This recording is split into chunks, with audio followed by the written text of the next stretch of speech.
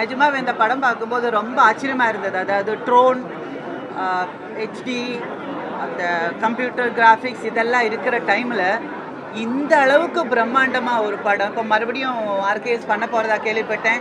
தயவு செஞ்சு லேட்டஸ்ட் டெக்னாலஜிக்கு போகாமல் ஒரிஜினலாக இப்படியே ராவா எடுங்க, இப்படியே எடுங்க. அப்படி எடுங்க. எதனாலன்னா இப்போ நீங்கள் வந்து ஒரு 100 பேரை காட்டி கம்ப்யூட்டர் கிராஃபிக்ஸில் 200 காட்டும் போது டேய் இது கிராஃபிக்ஸ்டா அப்படின்னு சொல்கிறாங்க ஆடியன்ஸ். இந்த படத்தில் நீங்கள் பாருங்க, ஒருத்தர் கூட அப்படி கிடையாது, கிராஃபிக்ஸில் வரல. எல்லாருமே நிஜமான மனிதர்கள். அந்த குதிரையாக இருந்தாலும் சரி, ஃபைட்டர்ஸாக இருந்தாலும் சரி, அந்த ஷார்ட்ஸாக இருந்தாலும் சரி, எல்லாமே ட்ரோனெல்லாம் இருக்கிற டைமில் கிரெயின் வச்சு எடுத்திருக்காங்க. அவ்வளோ பிரமாதமாக பண்ணியிருக்கு. இதே என்ன சொல்கிறது, இதே நேச்சுராலிட்டி இப்போ எடுக்க போகிற டைமில் வரணும்னு ஆசைப்படுறோம்.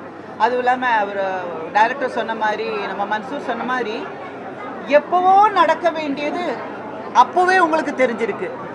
அதுக்கு தகுந்த மாதிரி வசனங்கள் பேசியிருக்கு. அதுவும் இல்லாமல் நான் படம் பார்க்கும்போது நானும் டைரக்டர் ஃபீல் ஃபீல் பண்ணேன். எந்த டயலாகுக்கு அப்போ கிளாப்ஸு கொடுத்தாங்களோ அதே டயலாகுக்கு இப்பவும் கிளாப்ஸ் கொடுக்குறாங்க. நிஜமாக ஆச்சரியமாக இருந்தது. அதுவும் விஜயோட பையன் கூட உட்காந்து படம் பார்க்கும்போது ரொம்ப சந்தோஷமாக இருந்தது.